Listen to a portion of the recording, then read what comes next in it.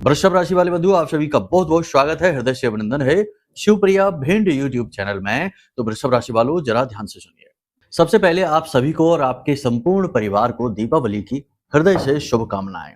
आगामी दीपावली का यह जो पर्व है, यह आपके जीवन में माता लक्ष्मी की पूर्ण कृपा लेकर आए, आपके जीवन में सारे दुख तकलीफों को दूर करे और माई की अभूतपूर्व कृपा और आशीर्वाद आपको प्राप्त हो, आपका जीवन सुखी रहे।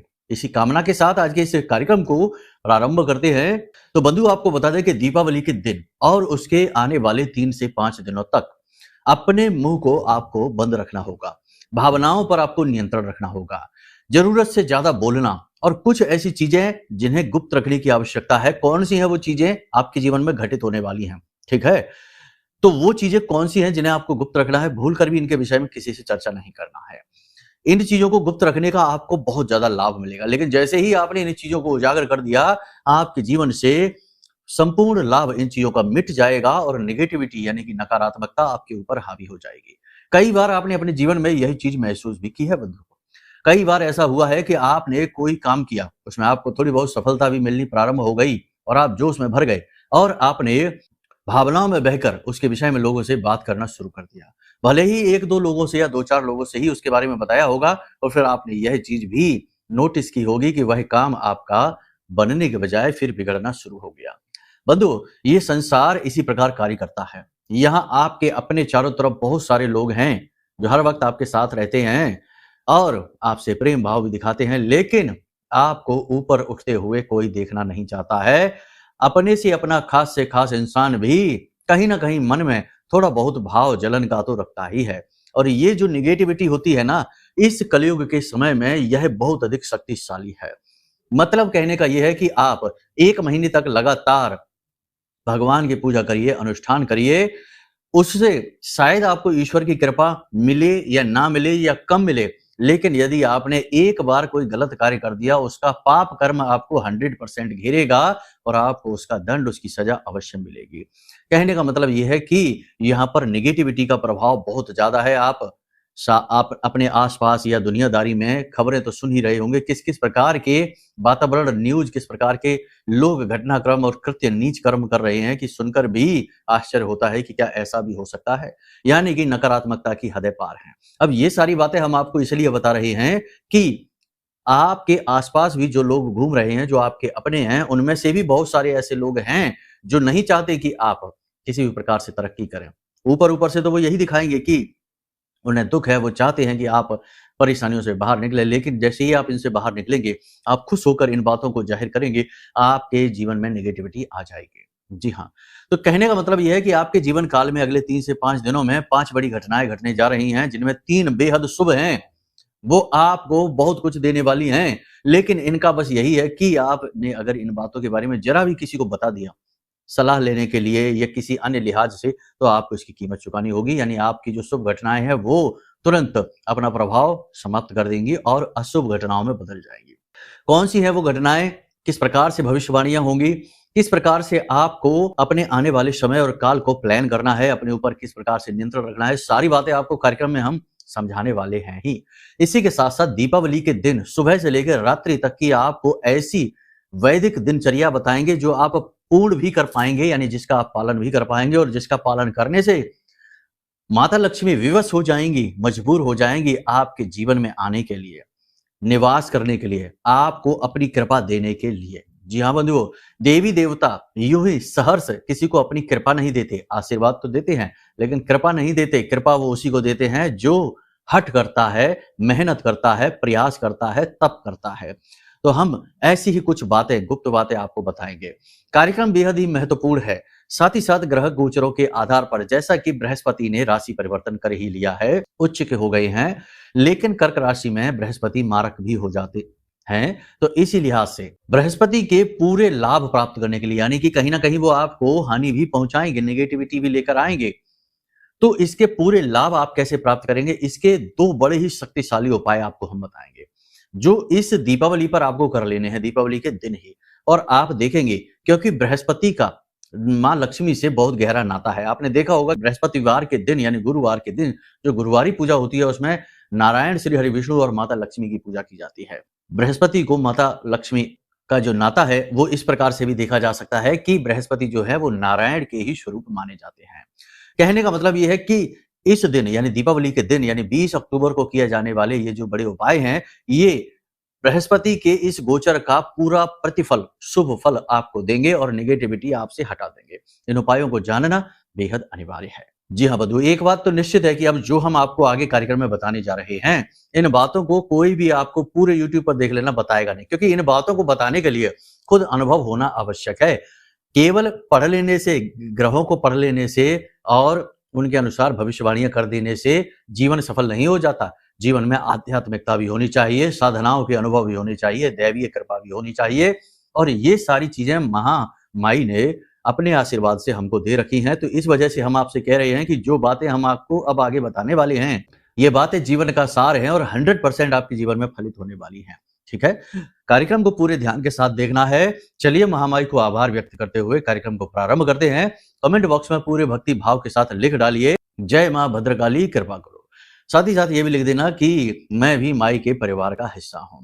यानी याद रखना बंधु, चाहे माँ बगला हो, चाहे माँ धूमावती हो, चाहे माँ काली हो, चाहे माँ भद्रकाली हो, चाहे माँ लक्ष्मी हो, चाहे माँ सरस्वती हो, माँ माँ होती हैं। इनके रूप रंग अलग अलग हो सकते हैं, परंतु इनकी जो मूल है, सार है, जो तत्व है, वह एक ही है। यानी कि ये एक ही माँ है जो अलग अलग रूपों में प्रकट होती हैं, अलग अलग रूपों में लोग इन्हें पूजते हैं। इसलिए आप ये भ्रमित ना हो जाना कि हम माँ बगलामुखी कह रहे हैं और माँ लक्ष्मी का यह त्योहार है, क्योंकि यह मूर्खता बहुत सारे लोग इस संसार में कर रहे हैं। ठीक है, तो इन चक्कर में आपको नहीं पड़ना है।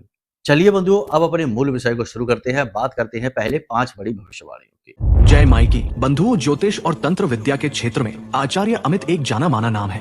पूज्य गुरुदेव के साधनाओं और ज्योतिष विद्या के अनुभव बेहद दिव्य है। जी हाँ, पूज्य गुरुदेव ने जिसकी भी कुंडली का विश्लेषण किया और कुंडली के अनुसार उसे सटीक उपाय व महामाई माँ बगलामुखी की विशेष कृपा दी, उसके जीवन में सकारात्मक बदलाव तो आए ही है। फिर चाहे समस्या कितनी ही कठिन क्यों ना हो, समाधान तो अवश्य हुआ है। अब ऐसे में यदि आप भी अपने जीवन की किसी बड़ी समस्या से जूझ रहे हैं, जैसे कि कर्जा बढ़ता ही जा रहा है, काम धंधा और व्यापार सब रुक चुका है, रिश्ते नातों में तनाव हद से ज्यादा बढ़ गया है, पूरा जीवन ही नकारात्मकताओं से भर गया है, तो ऐसे में यही सही समय है जब आप श्रेष्ठ गुरु से मार्गदर्शन प्राप्त करें और जीवन के अंधकार को समाप्त कर दिव्य प्रकाश की ओर कदम बढ़ाएं। वीडियो में दिए गए नंबरों पर तुरंत संपर्क करिए और अपनी कुंडली का विश्लेषण व समाधान पूज्य गुरुदेव के द्वारा करवा लीजिए। देर ना करें, आपके देवी देवताओं के आशीर्वाद से ये मौका खुद चलकर आपके पास आया है, इसे गंवाना नहीं है। अभी फोन करें और गुरुदेव से मार्गदर्शन प्राप्त करें। महामाई आपका कल्याण करें। धन्यवाद। सबसे पहली भविष्यवाणी है कि आप धार्मिकता का अनुभव करेंगे, विशेष पूजा पाठ अनुष्ठान करेंगे। विशेष अनुष्ठान भी आप कर सकते हैं किसी गुरु के मार्गदर्शन या स्वयं ही, जैसा कि हम बताते हैं, संकल्प लेकर पूजा करनी है तो संकल्प लेकर या किसी विशेष उपाय और क्रिया को आप कर सकते हैं, जिससे माता लक्ष्मी आपसे प्रसन्न हो जाएं और ये बहुत अच्छी बात है। अपने अधूरे पड़े कार्यों को आप पूरा करने की कोशिश करेंगे, ज्यादा पेंडिंग अब आप होने नहीं देंगे। कर्जा को कैसे चुकाना है इसके लिए आप प्लानिंग करेंगे, पैसे के मनी के मैनेजमेंट पर ध्यान देंगे। पैसा आपके हाथों से फिसल जाता है, फिजूल खर्ची हो जाती है और इस समय भी आपके हाथों से पैसा फिसल रहा है, त्योहार की वजह से भी कह सकते हैं। तो आप इस पैसे को कैसे रोकें, इस बारे में आप विचार करेंगे और इस पैसे से कैसे अपने कर्जे, अपने लोन, अपने लेन देन चुकाएं और अपनी आमदनी को कैसे बढ़ाएं। यानी आप साइड इनकम के बारे में विचार करेंगे। कुछ एक्स्ट्रा इनकम करने के लिए कुछ नए कार्य पर, किसी नई योजना पर आप विचार कर सकते हैं, कार्य कर सकते हैं। अपनी नौकरी, अपने काम को बदलने के बारे में भी आप विचार कर सकते हैं। कारोबार में अपेक्षाकृत लाभ न मिलने की वजह से थोड़ा सा मन खराब होगा। नौकरी में भी उस प्रकार से आपके काम की अहमियत न होने की वजह से, मान सम्मान की कमी होने की वजह से थोड़ा सा मन आपका खिन्न रहेगा। थोड़े थके थके से महसूस करेंगे। कार्य की अधिकता की वजह से शरीर में ताप बढ़ा रहेगा, थकान का अनुभव होगा। खास तौर से दोपहर के बाद शरीर में स्थूलता बढ़ेगी, भारीपन बढ़ेगा, काम को करने की इच्छा नहीं होगी, बुखार भी आ सकता है, हाथ पैरों में टूटन और दर्द जरूर रहेगा। युवाओं को अपने करियर को लेकर चिंता रहेगी, लेकिन चिंता की कोई बात नहीं है। दीपावली के बाद अगले 10 से 15 दिनों में आपकी 100% नौकरी लगने वाली है, यानी कि बेरोजगारी की समस्या दूर होने वाली है। बस मौके और अवसर आपके जीवन में जो आए उन्हें पहचान जरूर लेना और एक बार अपनी कुंडली जरूर दिखा लेना, क्योंकि कुंडली में कभी कभी कोई ऐसी बाधा, कोई ऐसे ग्रह योग होते हैं जो कि जीवन को आगे बढ़ने ही नहीं देते हैं, रोक कर खड़े रहते हैं। कह सकते हैं कि ये आपके पिछले जन्म के कर्मों के प्रारब्ध हैं जो आपको आगे बढ़ने नहीं दे रहे हैं। उपाय करने से, कुंडली दिखाने से, क्रियाएं करने से ये प्रारब्ध कट जाते हैं और जीवन में ईश्वर की कृपा आती है। तो कुंडली जरूर दिखा लेना, अगर नहीं लग पा रही है नौकरी तो। ठीक है। इसी प्रकार जो लोग विवाह के लिए उम्मीद लगाए बैठे हैं, उनके विवाह तय हो जाएंगे। दीपावली के बाद 8 से 10 दिनों के अंदर अंदर विवाह की शुभ घड़ियां आ जाएंगी, विवाह तय हो जाएगा। जो लोग प्रेम में हैं, उनके प्रेम को भी मंजिल प्राप्त हो सकती है, यानी कि उनका भी विवाह तय हो सकता है। आलस्य का अनुभव आप अवश्य करेंगे, लेकिन आलस्य, काम को टालने की आदत और स्थूलता, प्रमाद को हावी ना होने दें अपने ऊपर। स्वास्थ्य को लेकर सतर्क रहें, अपने खान पान पर ध्यान दें, क्योंकि इस समय आपका खान पान बिगड़ा हुआ है। आप भागम भाग में दुनियादारी की अपनी सेहत को ध्यान नहीं दे पा रहे हैं। योग प्राणायाम से भी आप थोड़े दूर हो चुके हैं, थोड़ा इस पर भी आपको फोकस करने की आवश्यकता है।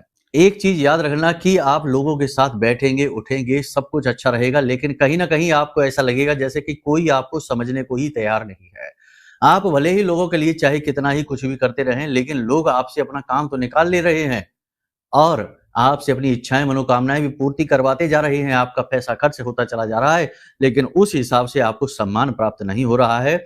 लोग आपकी भावनाओं की कद्र नहीं कर रहे हैं, उल्टा आपका निरादर ही कर देते हैं, अपमान ही कर देते हैं। भावनाओं की कद्र ना होने की वजह से मन व्याकुल सा रहेगा, अकेलापन सा महसूस होगा, जीवन का खालीपन और थोथापन आपको स्पष्ट दिखाई देगा और यह चीज आपको थोड़ा सा मन दुखी करेगी। दाम्पत्य जीवन में वैसे तो सब कुछ ठीक है, लेकिन कहीं ना कहीं प्रेम तत्व की कमी का अनुभव रहेगा। हालांकि आप अपनी तरफ से पूरा प्रयास कर रहे हैं, जीवन साथी को पूरी तरह से मोहित करने के लिए आप सब कुछ कर रहे हैं, पैसा भी खर्च करें, अपने मेहनत भी लगाएं, पूरा ख्याल भी रखें, सब कुछ करें, लेकिन कहीं ना कहीं जीवन साथी की जो कह सकते हैं कि अनदेखी आपको खटकेगी।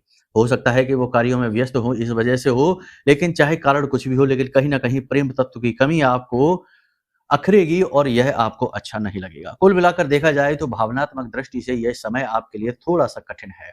ऐसे में आपको हम बता दें कि आपको अपनी भावनाओं पर नियंत्रण रखने की आवश्यकता है। दुनिया इसी प्रकार कार्य करती है, यह जीवन का कड़वा सच है। इंसान इस संसार में अकेला आया है और अकेला ही जाएगा। ये तो एक मेला है, जो मेले में वह कुछ लोगों से मिल गया, बाद में इन्हें यहीं छोड़कर फिर आगे निकल जाएगा। और एक चीज आपको हम बता दें कि जीवन को जियो, आनंद में जियो, लेकिन आनंद बाहर न तलाशो, अपने अंदर ही देखो। स्वतः खुद अपने आप में खुश होने की कोशिश करो, अपना सम्मान करो। आपने जीवन में जो भी कुछ किया है उसे याद करो। ये ना समझो कि आपने कुछ ले नहीं पाया, हासिल नहीं कर पाया, आप जहां के तहां रह गए, मेहनत आपकी निष्फल हो गई। सब कुछ अपनी जगह ठीक है, लेकिन ये दुनियादारी के आंकड़े हैं, दुनियादारी का तरीका है। लेकिन आप अपने बारे में क्या सोचते हैं? अपने आप से प्रेम करिए, अपना सम्मान करिए, अपनी रिस्पेक्ट करिए। आपने जो मेहनत की है, जो संघर्ष किया है, उसके लिए अपने आप को शीशे में एक बार खड़े होकर देखिए। आपने जो कुछ कहा, जो कुछ किया, जो भी लोगों के लिए किया, ईमानदारी, मेहनत, दया, संघर्ष, सारी चीजों को एक बार याद करिए। अपने आप को एक हीरो की तरह देखिए। देखो, जब आप अपना सम्मान करोगे तो आपको अपने आप से प्रेम होगा। अपने आप से प्रेम होगा तो अपने कार्यों पर गर्व का अनुभव होगा, और जब गर्व का अनुभव होता है तो आनंद उत्पन्न होता है। ऐसा तो है नहीं कि आप हाथ पे हाथ रखे बैठे हैं, आपने जीवन में कुछ किया ही नहीं है। लेकिन जैसे ही आप दुनियादारी की दृष्टि से अपने जीवन को देखते हैं, यानी लोगों की दृष्टि से अपने जीवन को देखते हैं, तो आपको जीवन का खालीपन दिखाई देता है। क्योंकि लोगों के अंदर भूख है, उनके अंदर तो चाह है कि कोई कहेगा गाड़ी नहीं है, कोई कहेगा मकान नहीं है, कोई कहेगा ये नहीं है, वो नहीं है, साधन नहीं, संसाधन नहीं, पैसे की कमी है। सब लोग ये चीजें कहेंगे क्योंकि वो आपसे यही चाहते हैं, उनकी दृष्टि यही है। लेकिन आप स्वयं से क्या चाहते हैं, यह और अधिक महत्वपूर्ण है। वो भी जरूरी है, ऐसा नहीं है कि वो छोड़ देना है। सबकी जरूरतें पूरी करो, सब कुछ करो, लेकिन आप अपने बारे में क्या चाहते हैं, खुद से क्या चाहते हैं? आप एक सीधे साधे इंसान हैं। आप अपने बारे में जो भी कुछ सोचते हैं वो बहुत ही शुभ होना चाहिए। कहने का मतलब यह है कि देखो, अपना सम्मान करो, अपने आनंद को अनुभव करो, अपनी कहानी में अपने आप को देखो, आपने कितना संघर्ष किया, जो भी कुछ किया है उसके लिए अपनी पीठ ठोको, अपनी शाबाशी दो, खुद पर गर्व करो। और जब आप ऐसा करोगे तो आपको अपने आप से प्रेम होने लगेगा, और जब स्वयं से प्रेम करने लगोगे तो फिर आनंद की अनुभूति होती है। क्योंकि जब आप खुद से प्रेम करेंगे तो आप इस शरीर से प्रेम नहीं कर रहे हैं, आप अपने आप से प्रेम कर रहे हैं, जो इस शरीर के अंदर बैठा हुआ है, जीव बैठा है। और वो भी कहीं ना कहीं, देखो, ये एक रास्ता होता है स्वयं के बोध का। वैसे तो रास्ता ये है कि आंख बंद करके बैठो, ध्यान करो, समाधि में जाओ, वो एक अलग रास्ता है, लेकिन इस तरह हर व्यक्ति नहीं जा सकता। लेकिन ये एक सरल मार्ग है कि इससे आपको पता चलेगा कि आप असल में कौन हैं। स्वयं का बोध होने लगेगा और जब बोध होगा तो आनंद उत्पन्न होने लगेगा। खुद में ही खुश रहना शुरू कर दोगे, दुनिया की जरूरत नहीं पड़ेगी, अपने आप में ही पूर्ण हो जाओगे।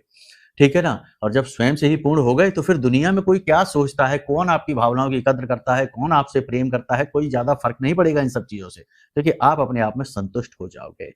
और जहाँ संतुष्टि का भाव उत्पन्न होने लगा, वहीं आप खुश होने लगे। और यही तो जीवन का मूल सार है, आनंद में रहना, है ना?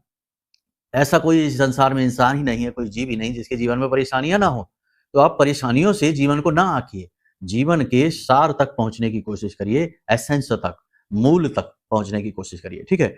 उम्मीद है आप हमारी बातों को समझ चुके हैं। अगर हम आपको अपनी बातें समझा पाते हैं, हमारी बातें आपके जीवन में प्रभाव डालती हैं, तो हम ये समझेंगे कि हमारा ये कार्य, ये मेहनत सफल हो जाती है। प्रतिदिन आपके लिए कार्यक्रम बनाते हैं, प्रतिदिन मेहनत करते हैं, केवल इसी भाव से कि जो भी कुछ हमने महामाई की कृपा से जाना है, वो आप तक पहुँचा सके, आपके जीवन में कहीं न कहीं थोड़ा बहुत ही प्लस कर सके, एक चीज़ जोड़ सके, ठीक है? उम्मीद करते हैं सारी बात आपने समझ ली है। अब इसके बाद भक्ति, भगवान की भक्ति, माई की भक्ति, जिस भी भाव की ईश्वर में आँख बंद करके बैठिए और उनके चित्र को अपनी आँखों के सामने लाने की कोशिश करिए, ध्यान करने की कोशिश करिए। आपको ईश्वर ने क्या-क्या दिया है? स्वस्थ शरीर दिया है, घर, मकान, गाड़ी, जो भी कुछ आपके पास है। नहीं है जो उसे छोड़ो, नहीं है कि तो कोई सीमा ही नहीं है। कार आ गई तो हेलीकॉप्टर की माँग आ जाएगी, घर आ गया तो बंगले और पता नहीं क्या-क्या महल की माँग हो जाएगी। नहीं है उसको ना छोड़ो, जो है उसको ध्यान दो। शरीर है, स्वस्थ शरीर है, हाथ-पैर काम कर रहे हैं, पाचन शक्ति काम कर रही है, दिमाग काम कर रहा है, परिवार है, बच्चे हैं, जो चीज़ें हैं उन सब के लिए ईश्वर को धन्यवाद देना प्रारंभ करो। अपने ईश्वर के उसी स्वरूप को, हनुमान जी को प्रेम करते हो, पूजते हो, हनुमान जी के चित्र आँखों में लेकर आओ और हनुमान जी को धन्यवाद दो कि हे प्रभु, आपने हमें इतना स्वस्थ शरीर दे दिया, हम आपको आभार देना चाहते हैं, हम तो तृप्त हो गए। इस प्रकार से प्रेम, है ना? जब आप स्वयं से प्रेम करेंगे तो आपके मन में अपने आप ही अपने आराध्य के प्रति भी लगाव, प्रेम, जुड़ाव महसूस हो जाएगा और फिर आप उनसे जुड़ने लगेंगे। जब आप ईश्वर से जुड़ जाएँगे, परम तत्व से जुड़ जाएँगे, तो आप पूर्ण हो जाएँगे। आपके जीवन का उद्देश्य पूर्ण हो जाएगा। आपके कार्य सिद्ध होने लगेंगे। इस क्रिया से यकीन मानिए इस प्रकार से यदि आप जीवन को ढालेंगे, तो जो चीज़ों के लिए आप अभी परेशान हैं ना, तड़प रहे हैं, कोई रोग है परिवार में या फिर कोई लोन है बहुत बड़ा या कुछ भी है, ये चीज़ें अपने आप ठीक होनी शुरू हो जाएँगी, अपने आप। क्योंकि आपके अंदर से जो वाइब्रेशंस निकलेंगी ना, जो तरंगें निकलेंगी, वो इतनी पॉजिटिव हो जाएँगी कि नेगेटिविटी को जगह ही नहीं मिलेगी आपके पास रुकने के लिए। नकारात्मकता आपके पास ठहर ही नहीं पाएगी किसी भी कीमत पर। और जब नकारात्मकता भागेगी, तो फिर जो जीवन की विसंगतियाँ हैं, जो जीवन की नकारात्मकताएँ हैं, यानी कि जो भेद हैं, वो सारे दूर होने शुरू हो जाएँगे और आप पॉजिटिविटी को अट्रैक्ट करेंगे। यानी कर्जा दूर अपने आप होने लगेगा, मार्ग बनने लगेंगे। जो आप चाहते हैं वो चीज़ें आपकी ओर आकर्षित होने लगेंगे। इसी को तो लॉ ऑफ अट्रैक्शन कहते हैं। माँगते रहना भगवान से, भगवान गाड़ी दे दो, कर्जे से मुक्ति दे दो, भगवान मुक्ति दे दो। इस तरह भगवान नहीं सुनते हैं। भगवान शब्द की भाषा नहीं जानते। भगवान आपके इस रूप रंग को भी नहीं जानते। भगवान जानते हैं भावनाओं की भाषा, इमोशंस, है ना? तो बस अपनी भावनाओं को प्रकट करिए और आप देवताओं से जुड़ जाएँगे, ठीक है ना? देखो, बताना हमारा काम है। आपने कितना समझा, कितना जाना, अगर 1% भी सीख लिया और अपने आप को बदल लिया, हमारा काम सफल, हमारा जीवन सफल। अब बात करते हैं उपायों की। देखो, बृहस्पति जो है ना इस समय पर बहुत शक्तिशाली हो चुके हैं। कर्क राशि में उच्च के हो चुके हैं। अब शक्तिशाली के साथ-साथ कर्क में थोड़े मारक हो जाते हैं, यानी कि जैसे ही बृहस्पति का भाव जो शक्ति बढ़ती है, तो कुछ चीज़ें बहुत पॉजिटिव हो जाती हैं। पैसा अट्रैक्ट होने लगता है जीवन में। सुख, शांति, वैराग्य, संतत्व, ईश्वर के प्रति प्रेम, धर्म की भावनाएँ ये जागृत होने लगती हैं, लेकिन कहीं न कहीं अभिमान भी जागृत होता है, प्राउड भी, क्योंकि बृहस्पति को ज्ञान बहुत है, बहुत ज़्यादा ज्ञान है और इस ज्ञान का अभिमान भी है ही, क्योंकि जब कोई चीज़ अधिक होती है, तो उसका अभिमान भी हो ही जाता है।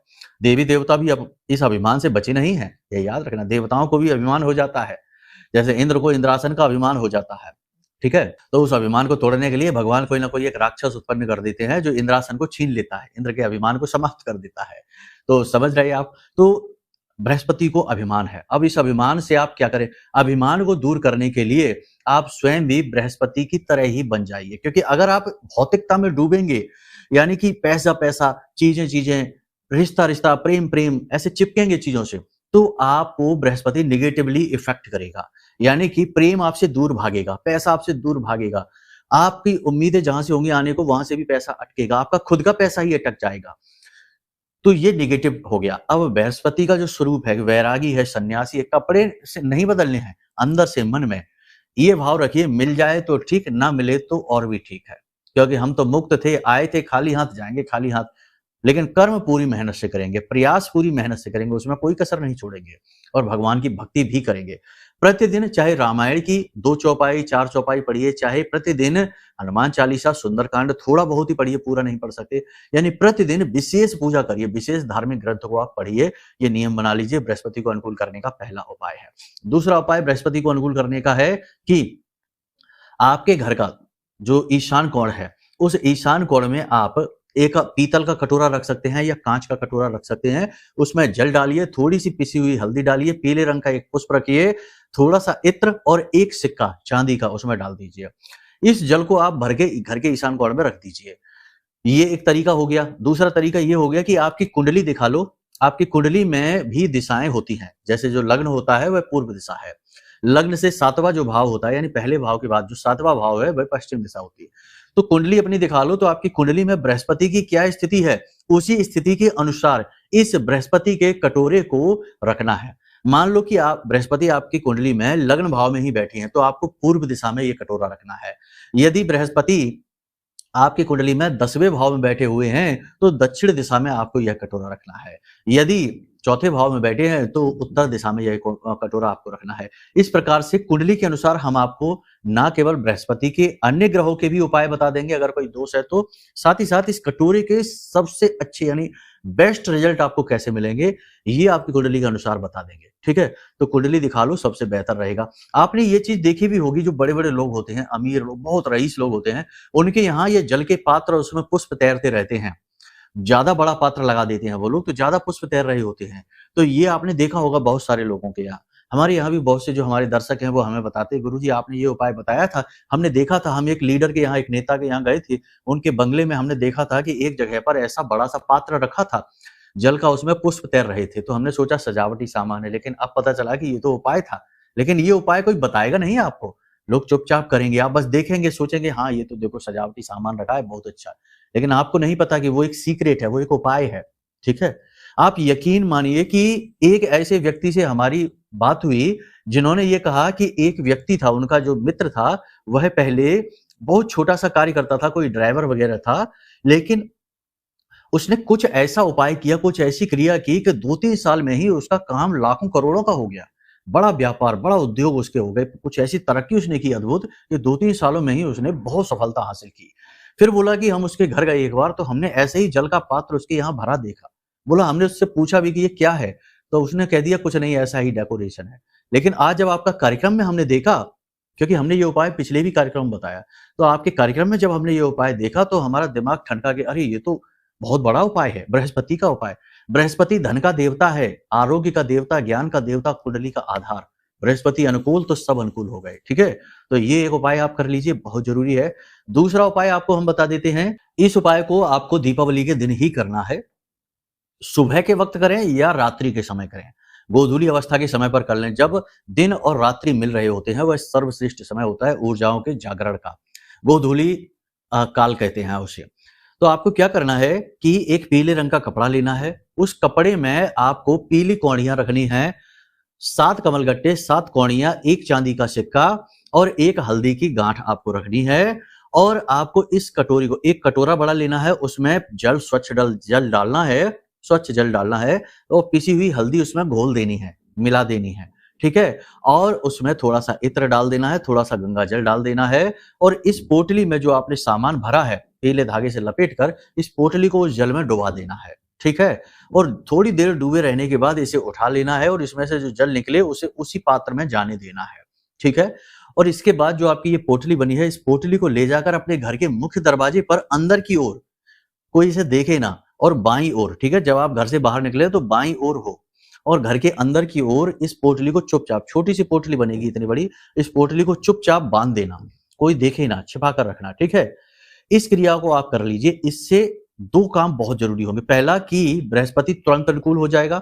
दूसरा ये कि माता लक्ष्मी आपके घर में आने के लिए विवश हो जाएंगी, 100% विवश हो जाएंगी।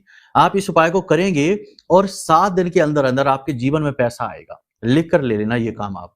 लिख कर ले लो, ठीक है। 7 दिन के अंदर अंदर आपके घर में, आपके जीवन में पैसा आएगा।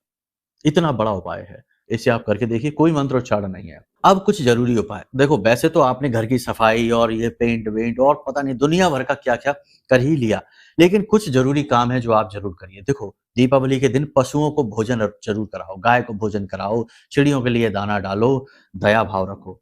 बाजार जाओ सामान खरीदने, दिए खरीदने, पटाखे खरीदने, तो उन लोगों से खरीदो जो गरीब हैं। बूढ़ी औरतें बैठी हैं, छोटे बच्चे बेच रहे हैं, दिमाग ना लगाओ कि अरे ये तो इनकी तो ये है, इनका तो ये है, इनके पिता ने तो यहाँ कर ली होगी, ये तो साइड में है, ये है, वो है। दिमाग नहीं लगाना है, ठीक है ना। हर जगह हमको अपना दिमाग नहीं लगाना होता है, हमें अपना भाव दिखाना होता है।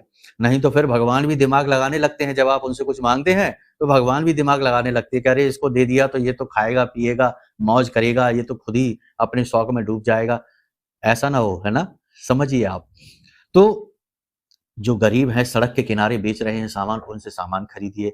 जो बहुत गरीब हैं और बच्चे हैं, आपको दिख जाएंगे, तो उनसे पैसे ना तुड़ाइए, है ना। 200 रुपए का सामान हुआ तो ये नहीं कि हम 150 देंगे, 180 देंगे, ये नहीं करना है। उल्टा थोड़ा ज्यादा ही दे दीजिए चुपचाप, और किसी को कुछ नहीं कहना है। 250 रुपए दे दो, 50 रुपए उस बच्चे को दे दो, उस बूढ़ी दादी को दे दो, उस बूढ़ी औरत को दे दो। उसके घर में थोड़ी मिठाई पहुंच जाएगी। उसके बच्चे जो होंगे घर पे, उसके जो इंतजार कर रहे होंगे, या वो खुद ही होगी अकेली बेचारी, तो 2 चीजें एक्स्ट्रा ले लेगी आपके नाम से, आपकी दी हुई धनराशि। इससे बड़ा कोई दान है क्या। और ये गुप्त है। तो ऐसा आप करिए। जो सड़क किनारे छोटे छोटे बिल्कुल बेचारे बैठे रहते हैं, 100-200 रुपए कमा लेते हैं, तो वो भी बड़ी बात है उनके लिए।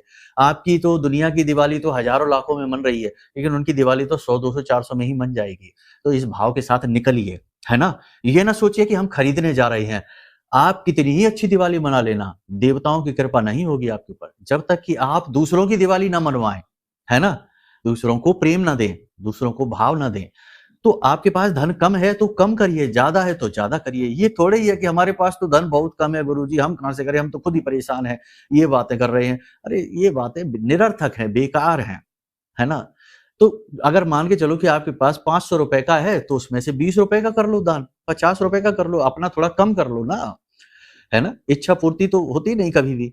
तो आप जाइए ऐसे, तो कोई बच्चा है, कोई बूढ़ी है, 200 रुपए का सामान हुआ, उनको 250 दे दो, 50 रुपए चुपचाप उनको दे दो। वो कहें ये क्या है, अरे कुछ नहीं कुछ नहीं, रख लो आप, ऐसे करके, और चुपचाप हाथ जोड़ के वहां से चले आओ। फोटो नहीं खिंचाना है, नहीं बहुत से लोग तो सेल्फी खींचने लगते हैं, फेसबुक पर डाल रहे हैं, ये कर रहे हैं, लो हमने दान किया। ये सब ड्रामा नहीं, नौटंकी नहीं, ये सब कर्म जब आप करते हैं, अगर आपने ऐसा कर लिया तो इससे बड़ा नीच कर्म ही नहीं है कोई।